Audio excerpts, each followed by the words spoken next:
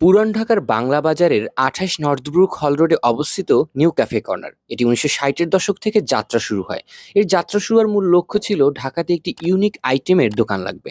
New cafe corner নিয়ে তো অনেক ইতিহাস বললাম, এখন চলুন এর খাবারের আইটেমগুলো সম্পর্কে একটু জেনে আসি। এখানে সকালের খাবারের আইটেমগুলোর ভিতর থাকে সাধারণভাবে যেগুলো পাওয়া যায় ডাল, পরাটা, চা কিংবা ডিম এবং খাসি ভুনা। বিকেলের আইটেমগুলোর ভিতর পাওয়া যায় ক্রাম চাপ, চিকেন ফ্রাই, চিংড়ি ফ্রাই, ফিশ ফ্রাই, যদিও এটা এখন পর্যন্ত পাওয়া যায় না, এটা বললো তারা। মোগলাই পাওয়া যায়, কাটলেট পাওয়া যায়, আলুর চপ পাওয়া যায়, মোরগ পোলাও যেটা এখন অফ রয়েছে। তবে নিউ ক্যাফে কর্নার মূলত বিখ্যাত হচ্ছে তাদের ক্রাম চাপের জন্য, যেটি তৈরি করা হয় খাসির কিমা দিয়ে, উপরে বেডগ্রামের কোডিং এবং ডিপ অয়েল ফ্রাই করা হয়, যা খেতে খুবই সুস্বাদু হয়, যা পুরো ঢাকা শহরের পুরান ঢাকার মানুষের কাছে বিখ্যাত।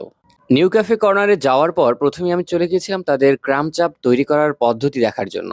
ক্রাম চাপ তৈরি করা হয় মূলত খাসির কিমা দিয়ে। খাসির কিমা তার একটা নির্দিষ্ট শেপ আকৃতি দিয়ে সেটাকে ব্রেড গ্রামের উপর কোডিং করে, তারপর হচ্ছে গিয়ে অয়েলে ফ্রাই করা হয়, ডিপ অয়েল ফ্রাই যেটাকে বলে। তবে তারা শুরুতেই একেবারে 100% ফ্রাই করে না, তারা মোটামুটি 60 থেকে 70% ফ্রাই করে জমিয়ে রাখে। যখন একটি অর্ডার আসে বা নির্দিষ্ট সংখ্যক একটি অর্ডার আসে, তখন সেই সংখ্যক ক্রাম চাপগুলো একেবারে 100% ফ্রাই করে তারা সার্ভ করে।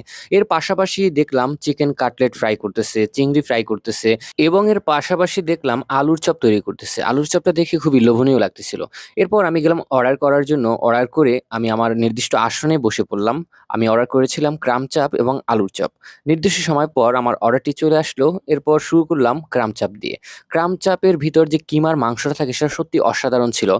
যদিও একটা ইউনিক টেস্ট, এখানে খুব বেশি ঝাল নয়, খুব বেশি মশলাদার নয়, তবে স্বাদটা ছিল। তবে ২০০ টাকা প্রাইস রেঞ্জের ভিতর এই সাইজের ক্রাম চাপ অনেকের কাছে অর্থিত মনে নাও হতে পারে। তবে আপনি যদি ঐতিহ্য সকল কিছুর একটা ভাইব মিশেলে আপনি চিন্তা করেন, তাহলে খুব একটা মন্দ না। তবে এখানে স্বাদটাও ছিল আমার কাছে ভালো লেগেছে। ক্রাম চাপ টেস্ট করার পর আলুর চপটি টেস্ট করার জন্য নিলাম। খুব দুর্দান্ত লেগেছে আমার কাছে আলুর চপটা। উপরে ব্রেড গ্রামের কোডিং, ভিতরে আলু এবং ভিতরে হচ্ছে গিয়ে একটা কিমার মতো কিছু একটা ছিল। খুবই দুর্দান্ত লেগেছে খেতে। এখানে সালাদের পরিমাণও ছিল অনেক বেশি। সাথে এখানে একটি মসলা, গুঁড়া মসলা দেখলাম।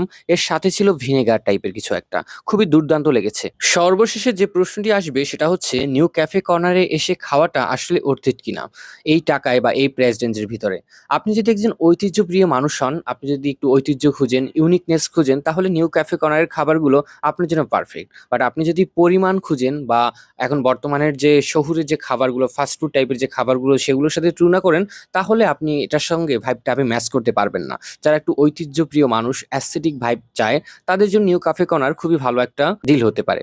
আপনি যদি ইতিহাসের গন্ধ এবং ব্যতিক্রমধর্মী খাবারের একটি অভিজ্ঞতা পেতে চান, তাহলে নিউ ক্যাফে কর্নার অবশ্যই আপনার ভ্রমণ তালিকায় থাকা উচিত। কারণ এখানে শুধু খাবার খাওয়া হয় না, বরং এখানে খাবারের পাশাপাশি একটি সময়ের গল্প, কয়েক দশকের টিকে থাকা এবং অসাধারণ ঐতিহ্যের একটি স্বাদ পাওয়া যায়। ধন্যবাদ সবাইকে।